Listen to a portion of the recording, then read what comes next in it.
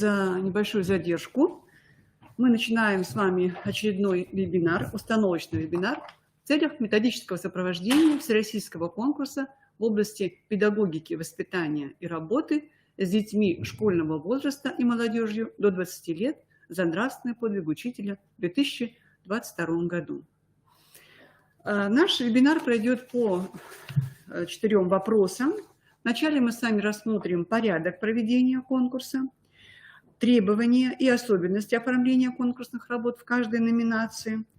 Познакомлю вас с содержанием номинаций и кодификаторами к этим номинациям, порядок работы с федеральным порталом конкурса и небольшие такие рекомендации будут участникам конкурса по итогам участия республиканских экспертов в конкурсной комиссии по Северо-Западному федеральному округу в 2021 году.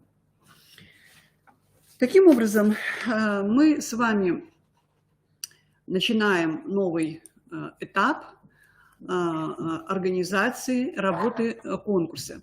Приказ находится на подписи Министерства образования. Вот тоже, думаю, на этой неделе, на следующей неделе, на этой неделе выйдет этот приказ. Мы его разошлем вместе с информационными письмами. А сегодня мы освежим для тех, кто, может быть, уже участвовал, те основные положения конкурса, которые необходимо вам знать. Итак, организаторами конкурса являются, как вы видите, вообще сам конкурс проводится по инициативе Русской Православной Церкви. И поэтому участниками этого конкурса и организаторами, вернее, являются Министерство образования, науки и молодежной политики, Сыктывкарская и Воркутинская епархия Русской Православной Церкви. Государственное образовательное учреждение Коми Республиканский институт развития образования является организатором конкурса. И также, если говорить о структуре, которая занимается непосредственно этим конкурсом, или оператором конкурса, является Центр воспитания и социализации личности, поддержки детских и молодежных инициатив, дополнительного образования Коми Республиканского института развития образования. Значит, курировать этот конкурс буду я и Четкина Тамара Александровна. Цели и задачи конкурса остаются теми же, что и на протяжении уже многих лет. Основная задача – это развитие системы духовно-нравственного и гражданско-патриотического образования, воспитания детей и молодежи во всех уровнях образования. Ну и, конечно же, обобщение лучшей практики, распространение лучшей практики духовно-нравственного воспитания. И так как конкурс денежный, то и стимулирование творчества педагогов и воспитателей.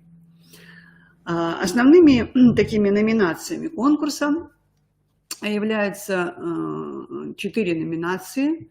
Номинация за организацию духовно-нравственного воспитания в рамках образовательной организации.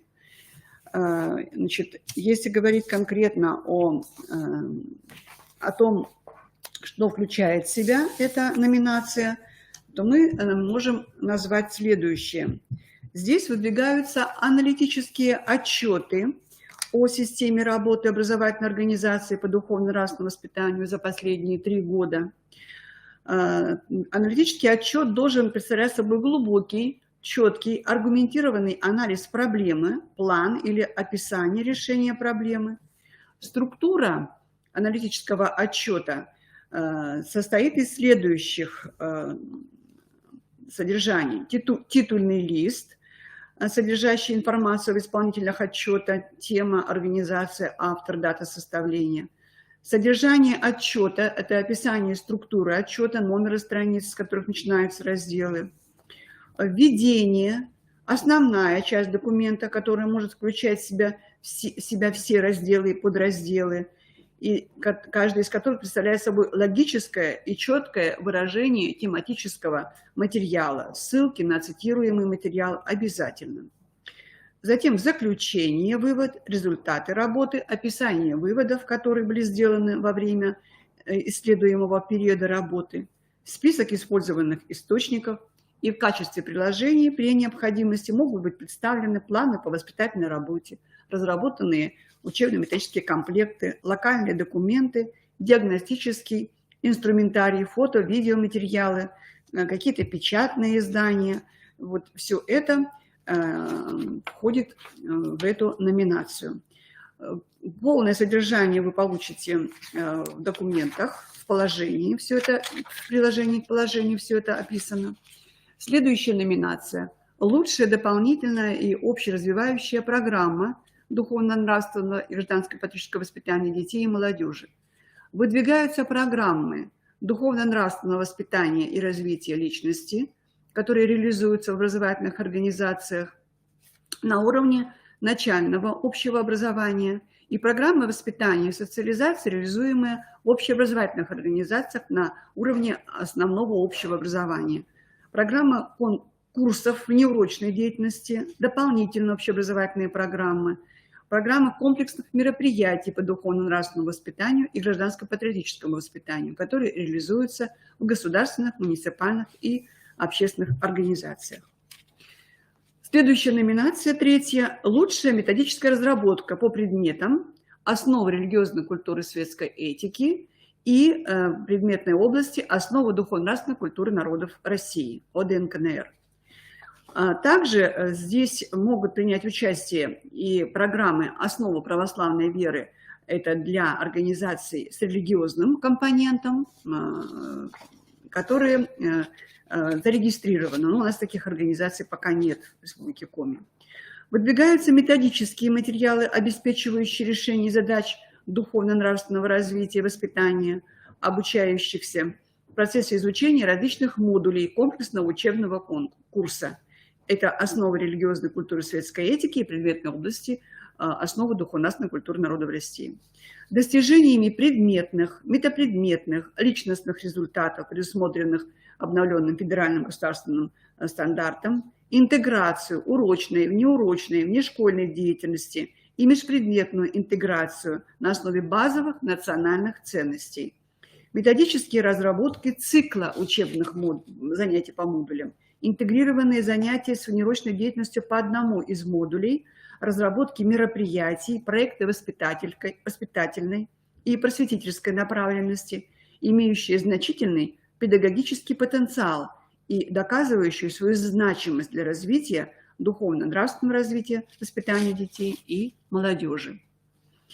И, наконец, четвертый пункт, номинация «Лучший образовательный издательский проект года». Выдвигаются к публикации журналы, учебники, книги, сайты и другие издания, отражающие систематическую, духовно-нравственную, воспитательно-просветительскую и гражданско-патриотическую и военно-патриотическую работу с детьми и молодежью. Обращаю ваше внимание именно на отражение систематической работы.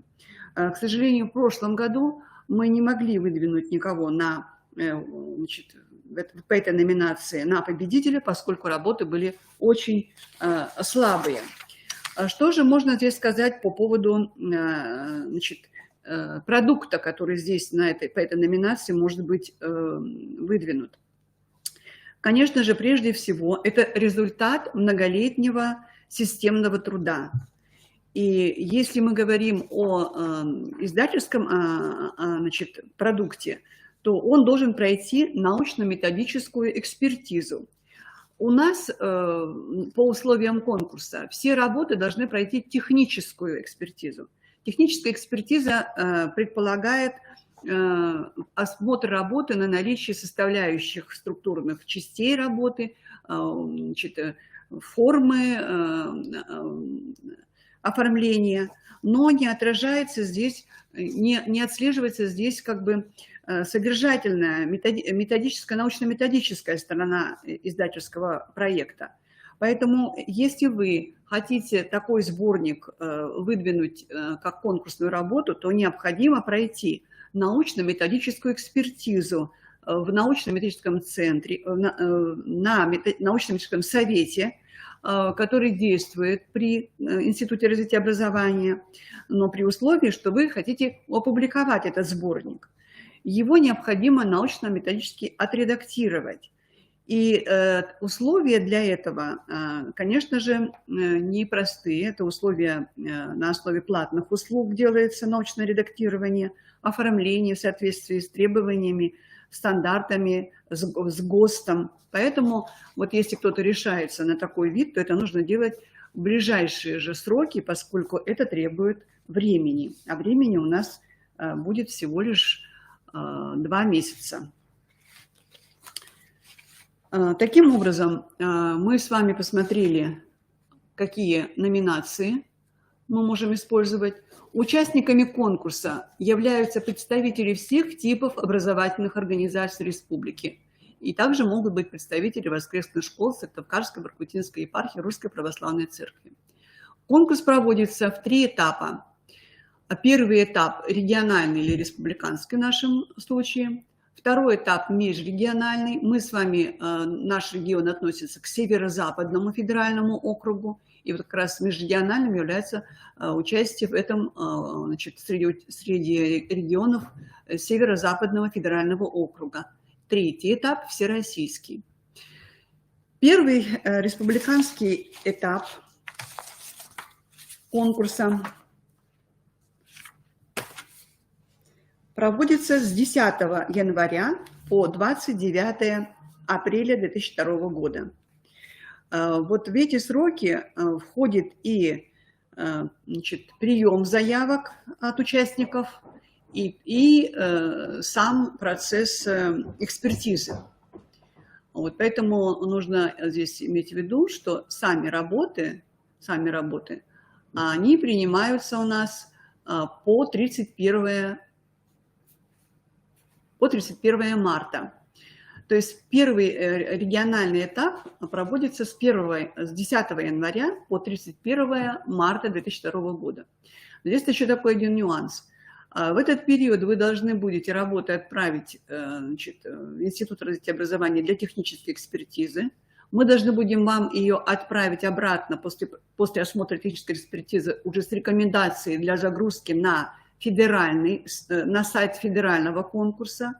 Поэтому распределите, пожалуйста, уважаемые коллеги, ваше время, потому что обычно в последние недели идет загрузка работ со всей Российской Федерации. Представьте себе, как горячо, как тяжело будет вам загружать работы 31 марта, например, да, последний день, поскольку таких желающих, наверное, будет очень много. Поэтому надо постараться и распределить уровень подготовки ваших работ так, чтобы вы могли загрузить свои работы не в конце срока, а где-то хотя бы к середине срока. То есть равномерно постарались бы распределить свое время подготовки конкурсной работы.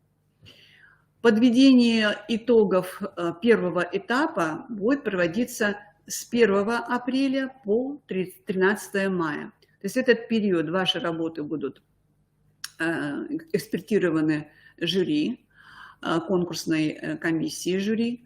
Затем эти работы должны будут быть отправлены на северо-западный федеральный уровень, и эта отправка будет происходить как раз вот с 1 по 13 мая, потому что с 14 мая уже начинается второй этап, и мы должны вот за этот праздничный период, вы сами понимаете, что праздники может почта работать не совсем адекватно, мы должны успеть эти работы отправить.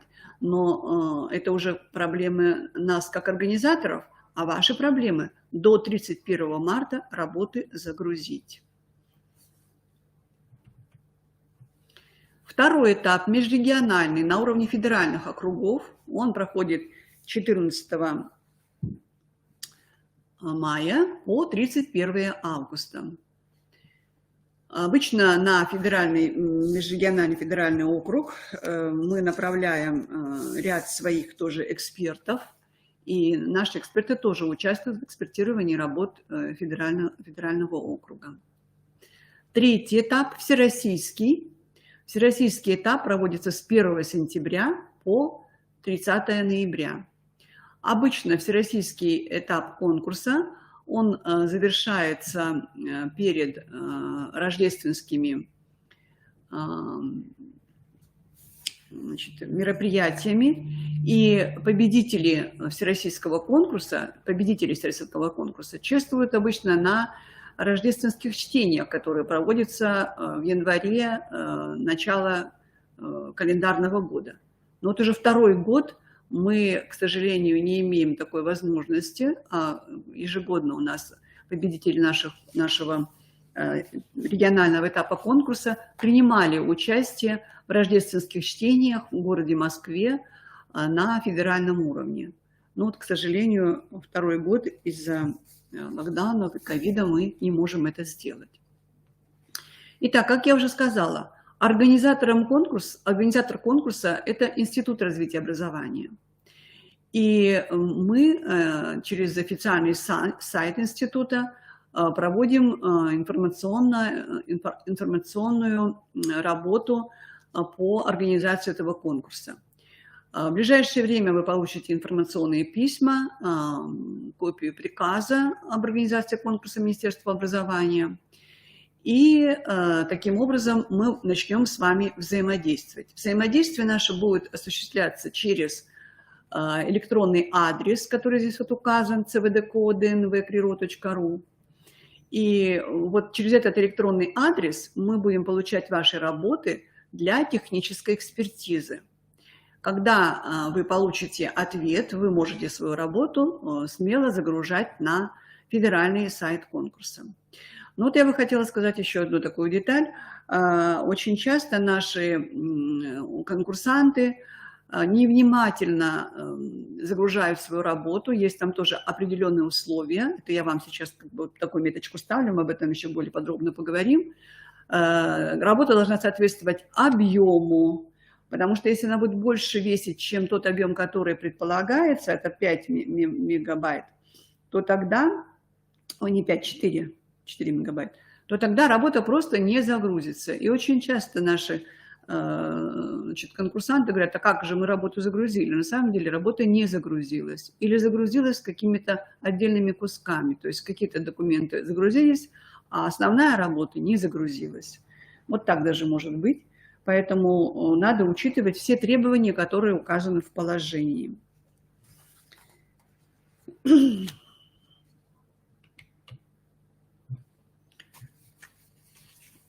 Итак, конкурсные материалы после технической экспертизы загружаются на сайте конкурса синоидального отдела Русской Православной Церкви Московского Патриархата по ссылке конкурс-подвиг учителя.ру. Если вы не можете найти, или вы хотите быстрее, чем вот письма вам придут с этой ссылочкой, выйти на этот конкурс, то вы просто набираете православное образование, и вы выйдете на сайт Синодального отдела Русской Православной Церкви. Там в разделе «Образование», «Конкурсы» вы найдете ссылочку на востребуемый конкурс. Кроме того, что вы в электронном виде работу загружаете на конкурс, вам необходимо предоставить вашу работу на бумажном носителе. И в электронном виде тоже до 31 марта, вот я уже говорила, по нашему адресу. Для чего это нужно? Для того, чтобы мы могли с экспертной комиссией, с жюри проверить ваши работы. Это, во-первых. А во-вторых, работы на федеральный уровень отправляются, работы победителей отправляются и не только в электронном, но и в бумажном виде. То есть вот две формы. Бумажный и электронный вид работы отправляется на уровень федерации. Также имейте в виду, что работы мы ваши ждем до 31 марта 2022 года. Заявка на участие в конкурсе оформляется в формате Word. Обращаю ваше внимание на это. Очень многие присылают не формат Word, а PDF. Это усложняет нашу работу, к сожалению, поэтому я прошу обратить ваше внимание на это. Это есть одно из требований приложения 2 к положению. Согласие на обработку персональных данных и публикацию, тиражирование конкурсной работы, в том числе посредством информационно-телекоммуникационной сети интернет. Также краткая аннотация работы в объеме не более 1000 печатных знаков. Она оформляется тоже в формате Word в соответствии с требованиями приложения 4 к положению. И конкурсная работа, титульный лист и основное содержание разделяется на главы и оформляется в соответствии с требованиями приложения 5, 6, 7 положений. Вот обращаю ваше внимание на 2 этих последних пункта по поводу краткой аннотации. Я бы хотела сейчас несколько слов сказать. Краткая аннотация, для чего она нужна? Она нужна, во-первых, для оформления результатов вашей работы по итогам конкурса. А во-вторых, по аннотации вашей рассматривают работы для распределения по членам жюри. То есть это тоже как бы помогает хорошей, четкой работе жюри. Что же следует констатировать? Очень часто наши уважаемые конкурсанты не умеют оформлять аннотации к своим работам. Вот я сейчас просто продемонстрирую некоторые аннотации, чтобы вы увидели, в чем здесь разница. Конкурсная работа за организацию духовно-нравственного воспитания в рамках образовательного учреждения. Дается краткая аннотация. Послушайте. Государство уделяет огромное внимание гражданско-патриотическому воспитанию молодежи. Одной из самых актуальных проблем на сегодняшний день является воспитание будущего патриота своей страны. Данная проблема охватывает всех людей без исключения, вне зависимости от их религии, расы, пола, культуры, духовного и нравственного развития. Школьный возраст является наиболее благоприятным для формирования чувства любви к родине, ответственности, активной жизненной позиции. Гражданско-патриотическое воспитание является одним из приоритетных направлений в воспитательной работе учреждений образования Российской Федерации. Воспитание школьников с привлечением и участием в гражданско-патриотических мероприятиях должно стать той объединяющей силой, которая сможет вырастить поколение настоящих патриотов, любящих свою родину не на словах, а на деле. Скажите, пожалуйста, вы поняли, о чем эта работа? То есть идут общие слова, призывы, приоритеты ставятся, а работа, о чем работа? Мы ее, к сожалению, здесь не увидели. И теперь продемонстрирую вам еще одну аннотацию. Аннотация по направлению методическая разработка урока по курсу ОРКС на тему «Подвиг христианской жизни». Данная методическая разработка составлена к уроку по теме «Подвиг христианской жизни». Цель урока – показать учащимся, что подвиг – это не только героический поступок, но и ежедневный труд души, духовное усилие для движения вперед, для духовного роста и развития. Что подвиг – это смирение, когда тебе нагрубили в транспорте, обманули в магазине, осудили друзья.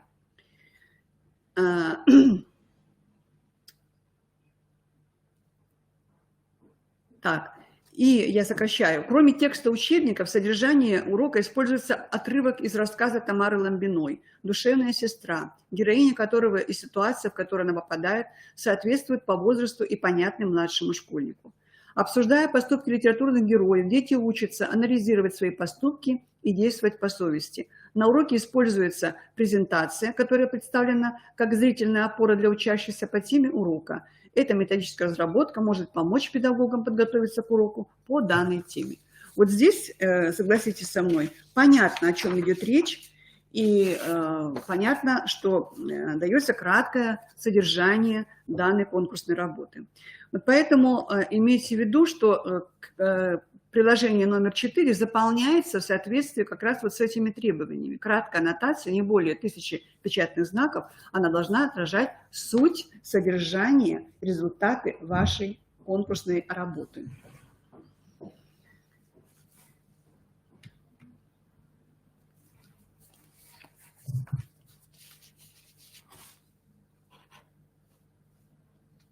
Так.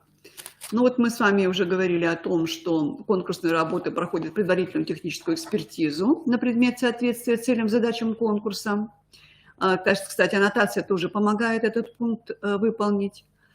Оргкомитетом с правами жюри проводится экспертная оценка работ на основе кодификаторов оценки по каждой номинации.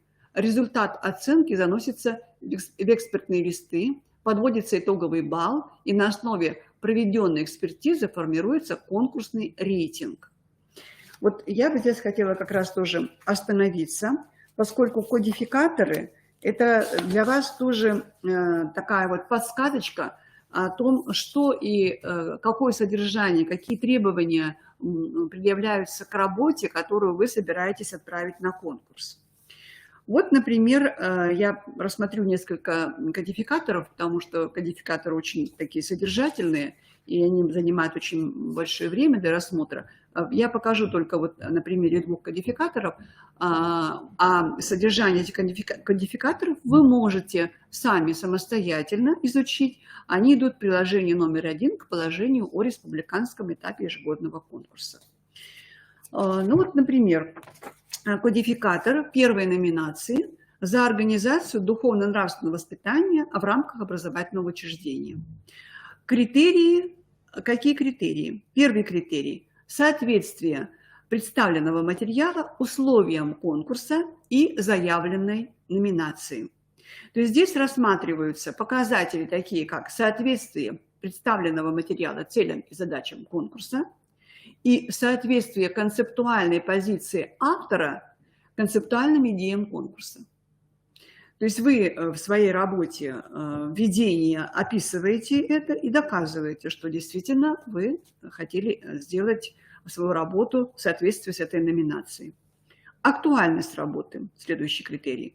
Педагогическая целесообразность представленной работы как показатель. Возможность использования работы и ее результатов в практике других регионов, образовательных учреждений и педагогов. Это второй показатель. Критерия номер 2. Третий критерий – соответствие содержания представленного материала условиям конкурса. А это может быть, что это может быть? Содержание дополнительной общеобразовательной программы, представленной области науки, техники, культуры.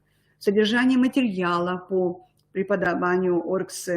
Содержание материала по организации духовно-нравственного гражданско-политического воспитания в образовательном учреждении. То есть вот все вот эти критерии, они используются для того, чтобы оценить показатели, которые вы здесь представляете. Какие же могут быть показатели в соответствии с этим третьим критерием?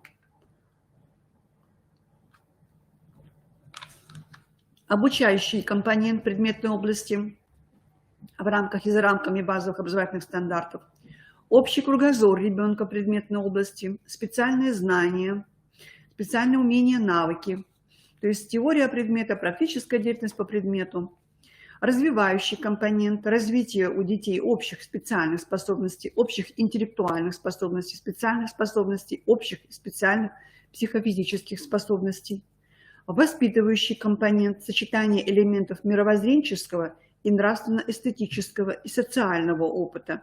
Вот все входит как показатели в этот третий критерий – соответствие содержания представленного материала условиям конкурса. Четвертый критерий – качество условий образовательной деятельности. Здесь мы рассматриваем такие показатели, как профессионализм педагогических работников, методическое обеспечение программы, материально-техническое обеспечение программы. Пятый критерий – качество процесса образовательной деятельности. Здесь следующие показатели: деятельность педагогических работников, деятельность воспитанников, механизм реализации программы, интеграция разнообразных знаний, их актуализация, системность работы, возможность самовыражения воспитанников, результативность образовательного процесса. Это уже качество результата образовательной деятельности мы рассматриваем с вами. Результативность образовательного процесса через взаимодействие с Русской Православной Церковью. Результативность образовательного процесса через взаимодействие с другими институтами.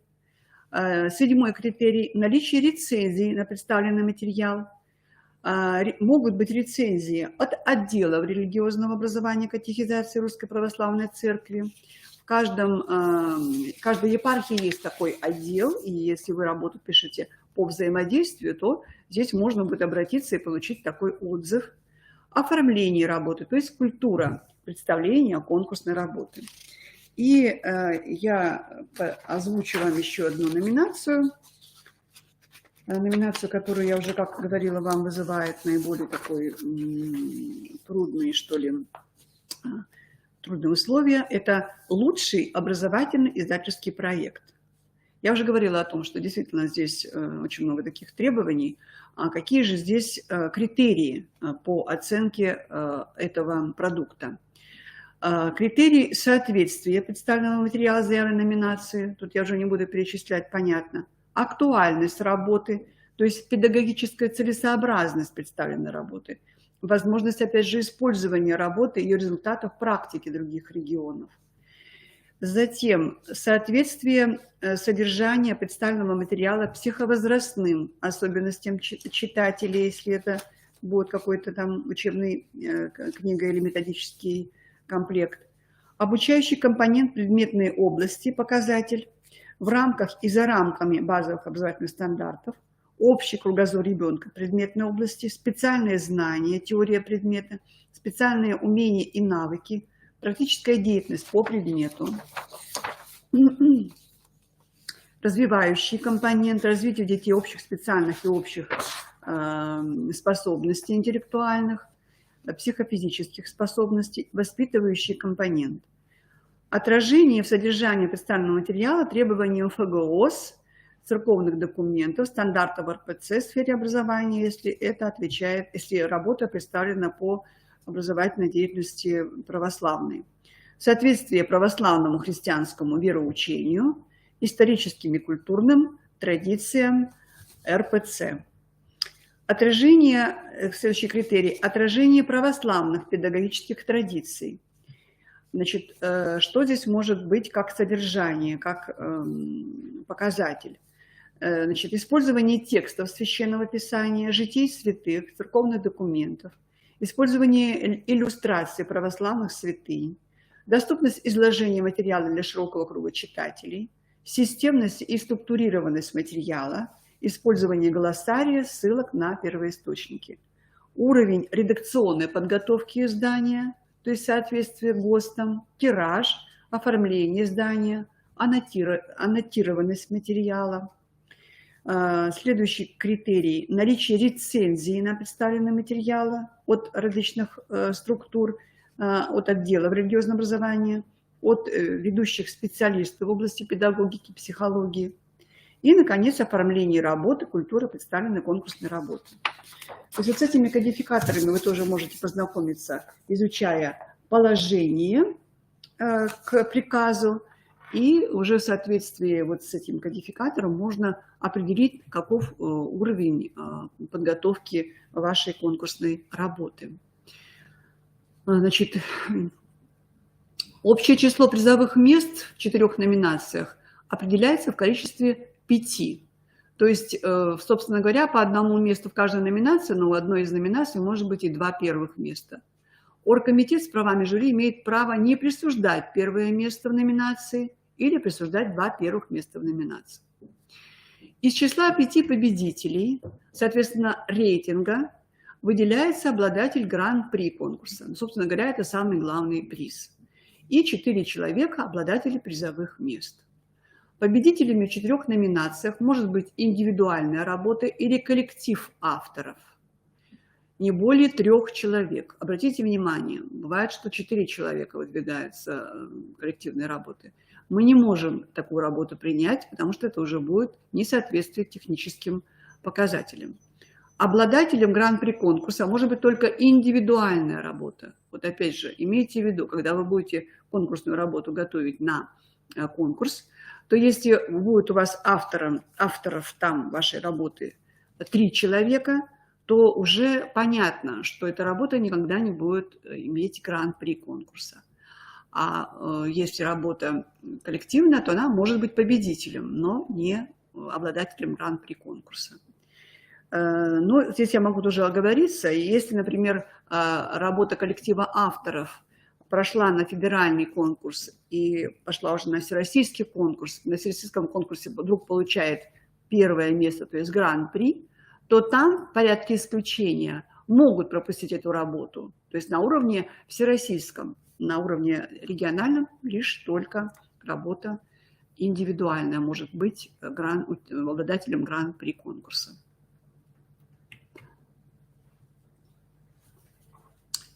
Итак, ну теперь остановимся поподробнее на подведении итогов и награждении победителей конкурса.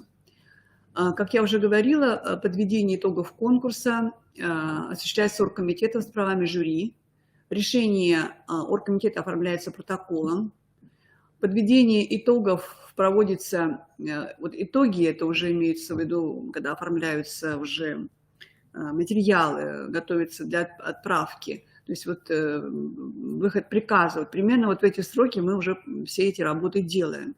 А сам процесс значит, оценивания конкурса жюри, он проходит, начиная вот с 1 апреля, ну да, здесь написано с 1 апреля по 31 мая, вот так, не мая, а 31 апреля, то есть так по конец апреля.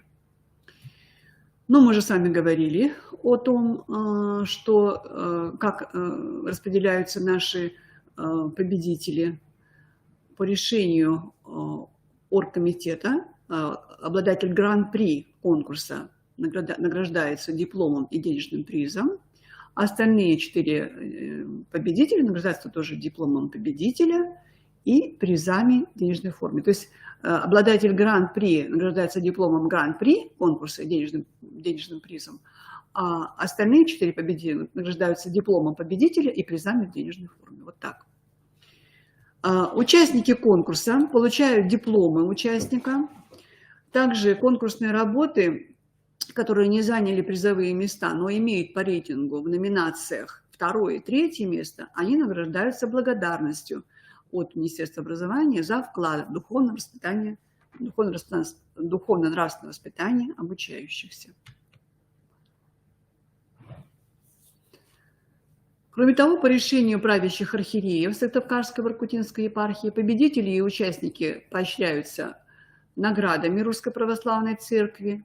Это могут быть значит, грамоты архиерейские, а также могут быть специальные призы. Ну, каждый год мы как раз дарим нашим победителям призы, дипломы, цветы, те, кто очно может приехать. Организаторами республиканского этапа конкурса работы победителей конкурса направляются в конкурсную комиссию Северо-Западного федерального округа Российской Федерации. В этом году принимает этот конкурс северо-западный город Архангельск. Работы победителей конкурса публикуются на портале «Открытое образование Республики Коми» в разделе «Лучшие практики».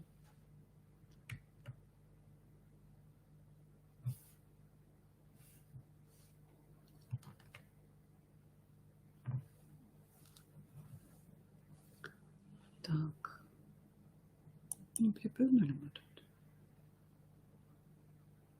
Угу.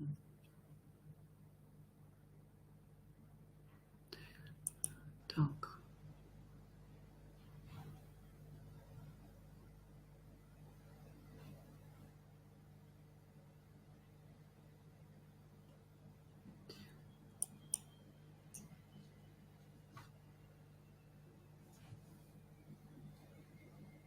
Немножко.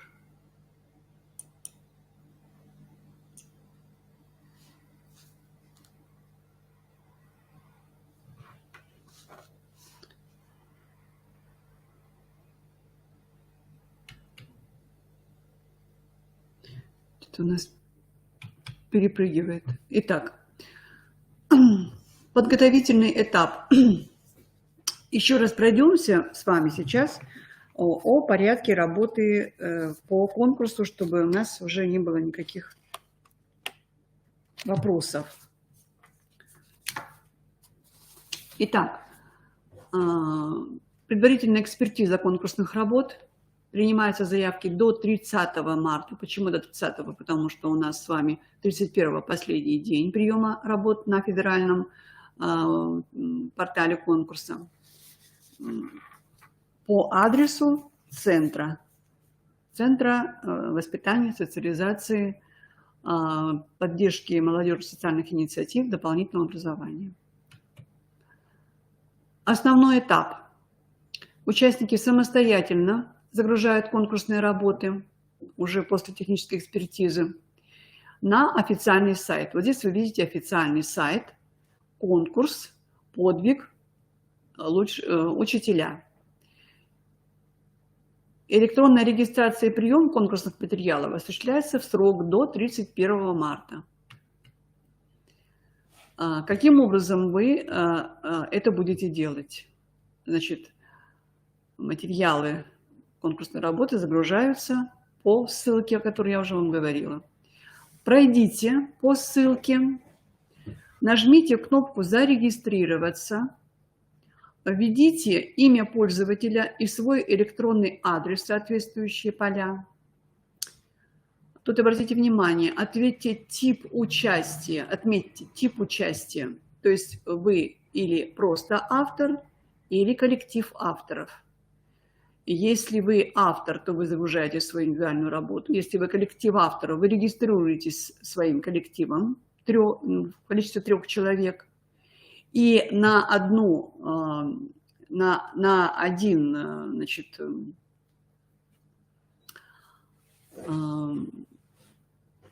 как коллектив авторов вы загружаете общую работу. Не каждый из членов авторов создает свой личный кабинет, а коллектив авторов в одном личном кабинете загружает свою работу. В поле «Епархия» вы должны отметить, что вы северо-западный федеральный округ. Далее вы должны определить для себя, но это мы определяем сразу же по технической экспертизе, ваше место жительства, вы находитесь или относитесь к Сыктывкарской епархии или к Воркутинской. Это нужно узнать территориально. Но вот для этого и проводится техническая экспертиза, чтобы вам подсказать, или вы можете сами сориентироваться, то, что ближе к Сыктывкару от Ухты, то есть Кипячорска, это Сыктывкарская епархия, а то, что за ними, это уже Воркутинская епархия. Нажмите кнопку «Регистрация» внизу, и на ваш электронный адрес придет письмо с паролем для первого входа на сайт конкурса.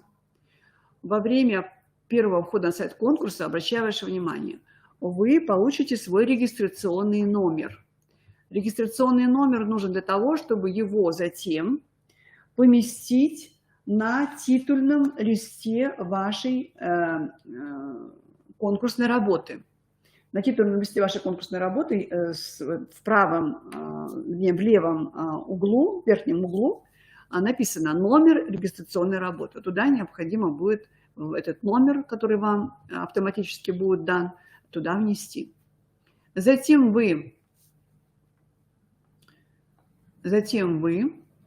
на ваш электронный адрес приходит письмо с паролем для первого входа.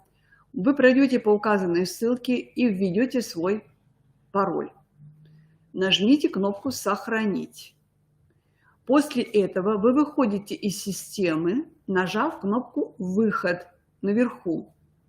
И вот когда вы уже выйдете, то вы можете заходить второй раз, уже с целью загрузить вашу работу. И тогда вы войдете в систему снова, используя же свое имя и свой пароль, который вам дали. Нажмете «Заполнить профиль», загрузите свои конкурсные материалы на портале конкурса, учитывая требования системы загружаемого материала. Какие же это требования? Требования тоже есть в приложении номер 5 к положению. С ними можете ознакомиться, когда получите материалы приказа. Так вот, объем, во-первых, вы должны перед распечаткой своих материалов на конкурс тщательно вычитать текст на предмет орфографических и пунктуационной грамотности. На это тоже обращают очень большое внимание.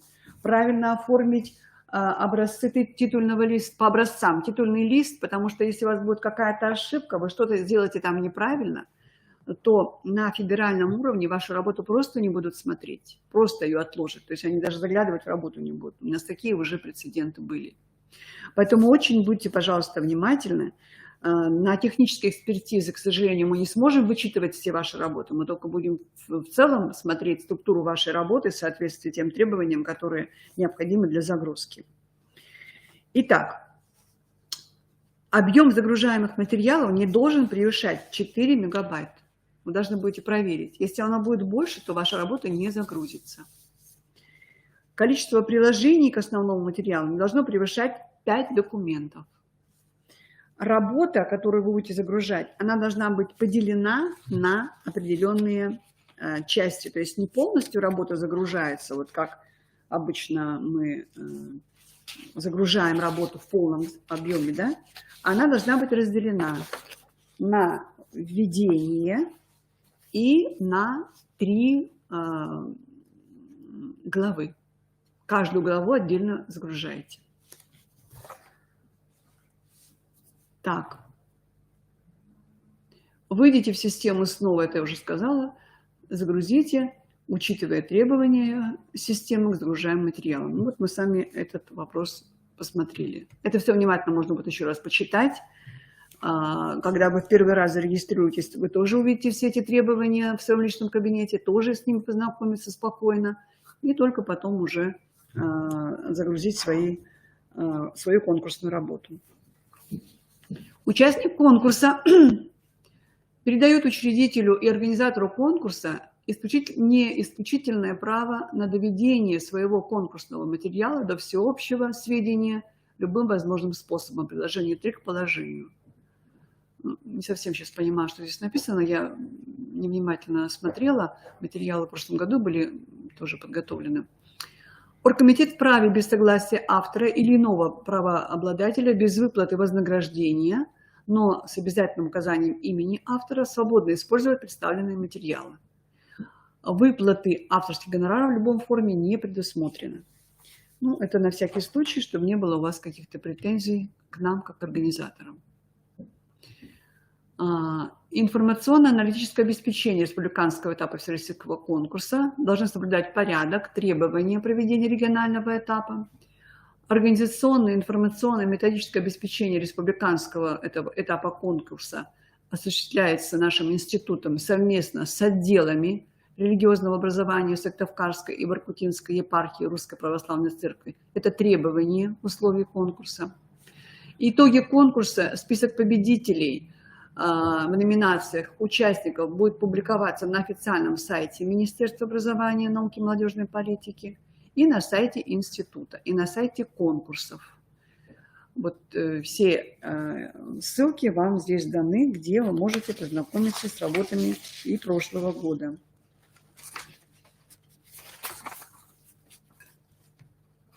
Так, мы сами посмотрели.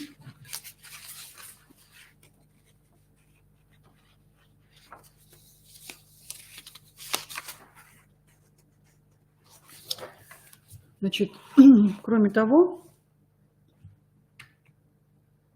мы сейчас с вами посмотрим еще одну презентацию.